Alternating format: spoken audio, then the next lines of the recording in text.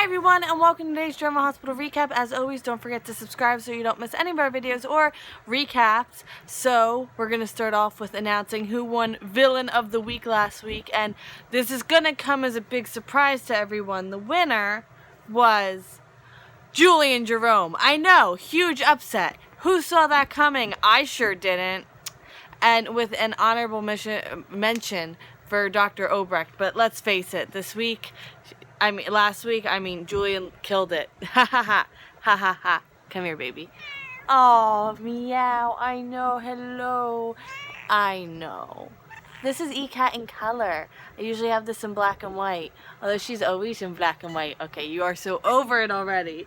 Let's go. She just woke up. She's been laying here. Here. I have a picture real fast. And then we'll get right to the recap. I promise. But look, that's her and the Mish sleeping right next to me. Okay, let's get to the recap, because people who don't usually watch these videos are like, what is happening? This is what's happening. Welcome. Let's get right to it. So at the Metro Court, keep in mind, so I figure for the first 2 or 3 days of the week before like voting opens up, we'll like suggest what we should vote for this week. So keep that in mind. What would you want to vote for this week? Character of the week, villain again, think about it. Anything goes. Go crazy. I want to hear your most insane suggestions. Alright, let's get to it. At the Metro Court. Looks like Nina and Carly are having an unexpected dinner together at the bar where I often eat my dinners.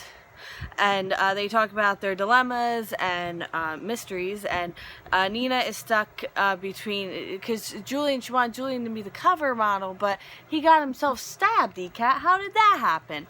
So a part of her wants to kind of exploit that for sales, but then she doesn't want to turn Crimson into a tabloid magazine, which is what Carly kind of is on the same track with that. So she just needs to find a new cover model, and Carly kind of agrees with that, solution. E-Cat, what are you doing? You're being a bad girl.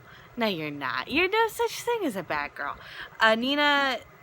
Carly tells Nina her situation and the mystery of Jocelyn's kidney, but like she starts all the way from the beginning, like from the donation. And Nina, I didn't realize this about her, but when she did have her brief pregnancy before the coma, for herself, she considers herself a mother for a short time.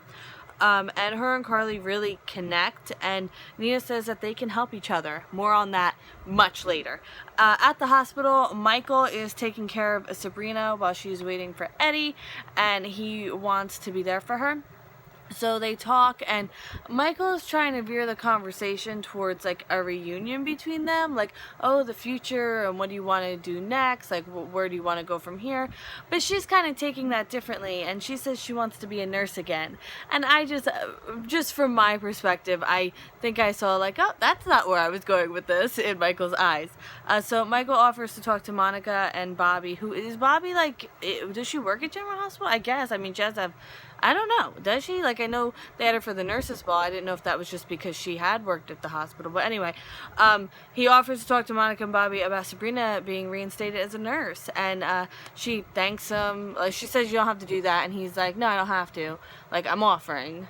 And they kiss. And I personally have some mixed feelings about it. It just, I don't know. Maybe too much time has passed and I'm kind of over that relationship. I'm not sure. Maybe I just have to ease back into it. It's new for all of us again.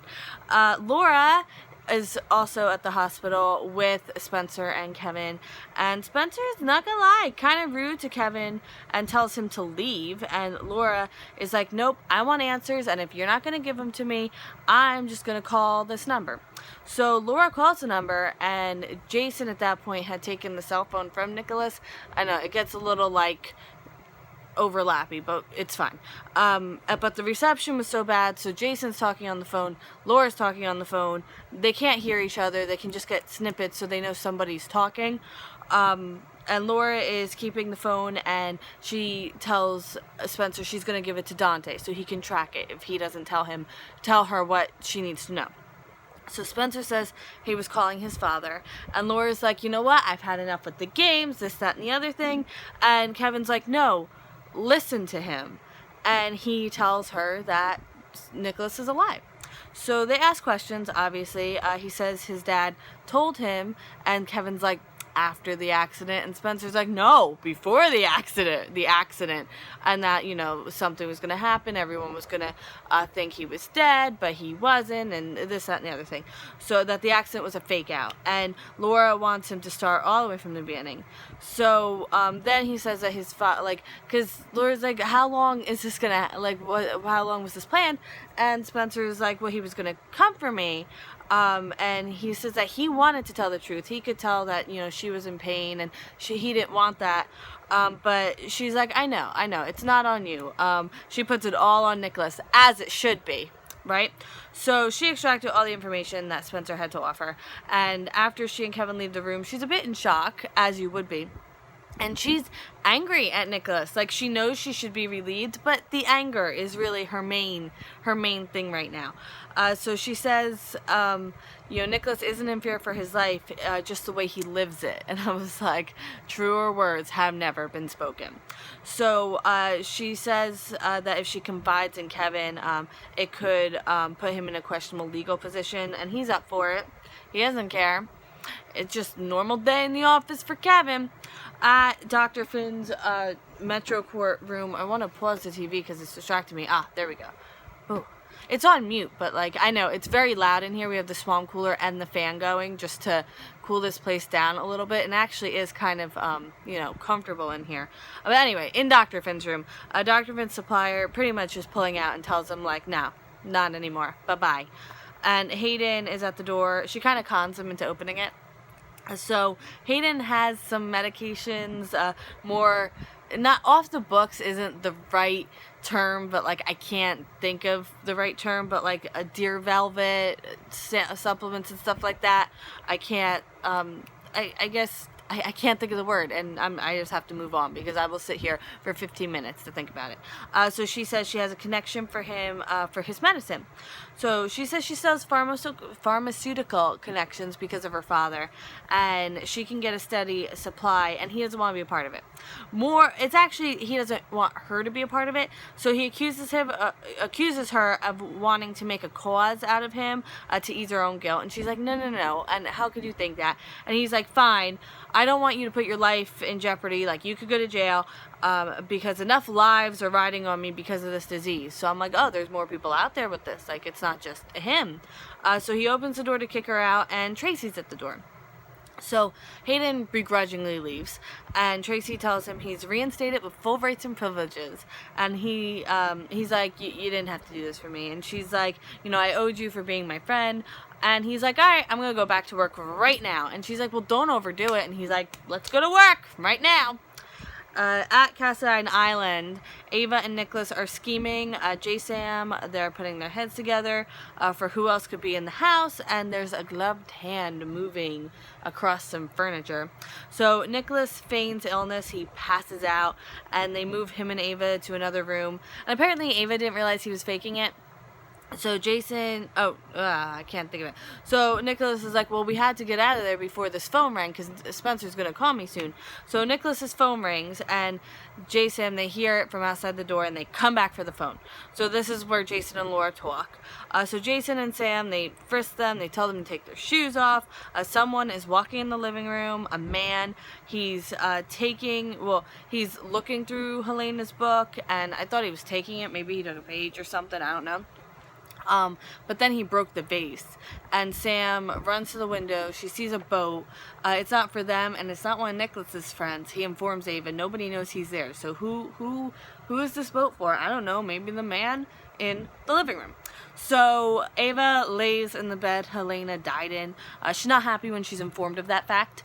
And Ava finds Helena's journal. Nicholas thinks it's a forgery. Yeah, a forgery in her own house. And, but he doesn't want her reading it. She does it anyway.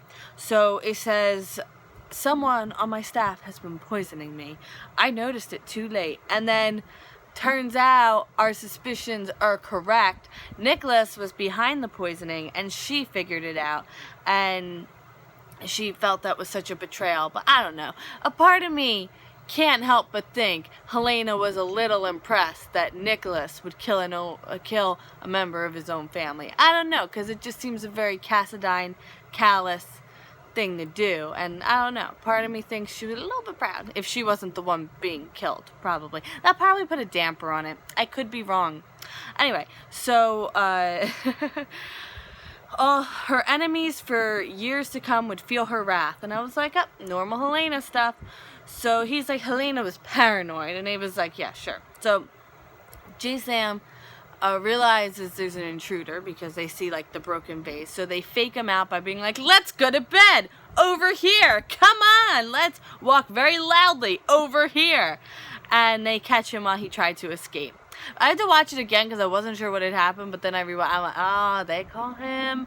So he says his name is Fierro, and he didn't mean to trespass. His boat was sinking, and he had to come to land. He didn't want to come here because people who come to the island of Cassadine don't come back usually. So he then has to admit that he has been there before in the kitchen because he says he's a fisherman and he sold fish to the cook, and this is his first time inside the house. So then in the other room, Nicholas and Ava kiss, like legit, like not just some like, oh, like, yeah. And now end scene. Michael apologizes for the kiss with Sabrina. He's like, oh, too soon. And she's like, no, it's not. And then Dr. Finn comes in, and Sabrina wants an update, and he's like, no, I have to go. He has no time for her. So welcome back, Sabrina. This is how Dr. Finn really is with people. Hayden tells Tracy that Dr. Finn is gonna die if she doesn't do something about it. She, as in like Tracy, because obviously he doesn't want Hayden putting her life in jeopardy. Nina offers to do an investigative human interest story, encrypted, for Carly to figure out this Jocelyn thing, and Carly does agree. So okay, this Nicholas and Ava thing.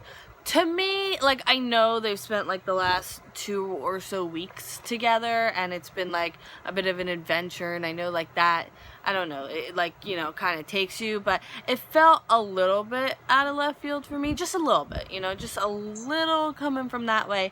Laura tells Kevin Nicholas could face criminal charges if he comes home. She doesn't want to, but at the same time, she doesn't want to see Jason be a fugitive for something he didn't do, so she's like, I'm just gonna take Spencer home. Not tonight. And I'm like, I do not blame you. Ava reaches into Nicholas's pants and pulls out the bag of diamonds. I faked you out there. That is fun. So she was playing him, and I was like, makes a lot of sense now. I totally get it. And she opens the pouch and sees the diamonds and, you know, makes her own little joke. J-Sam, they ask the man what he's seen, and Jason informs him that someone hit Nicholas on the head, and he's like, well, whatever you do. And they're like, no, the 2 other people here are fugitives. We're just going to bring them back. There's nothing unsavory happening here. And Sam promises that nothing will happen to him. And J-Sam, they tell him he can stay. Sam is looking at the Cassadine book to see where she fits in. And there's the family crest on the book, the C and the like very ornate, like gold, I don't know, design. And the strange fisherman who is by the fireplace, you know, warming his hands. He pulls his sleeves up a little bit, and right here he has the Cassadine family crest tattooed on him. Dun dun dun! Right? Oh my goodness! So exciting! Where'd ECAT go? Oh, I don't know where she went. She was with us the majority of the time. It happens. She probably needed to check out her apartment. Alright, thank you so much for watching today's video, especially with my little bit of fun we had in the beginning. Again, think about what you want to vote for this week. Scene, character, villain. I used to do this whole plethora of things back in the day. I don't know if any of those videos are still up, or maybe they're on private, I'm not sure. But yeah, anything you could think of. No suggestion is too crazy out there, and anything we don't use this week I'll put on the list for future weeks. That's how it's gonna work here on We Shouldn't Sing. And okay, this red lipstick, a 4th of July thing, Cassie got me into it because she had a lip stain. I have it right here. It's e.l.f. lip stain. I feel like Graveyard Girl now, and I'm kind of in love with it, so expect this more often. I was wearing it the other day, but it was the black and white, so you couldn't see. Alright, I'm gonna run out of space on my phone. So, yeah, I will see you tomorrow for more General Hospital on time. Yes, on time. And I hope you have a great day. Bye!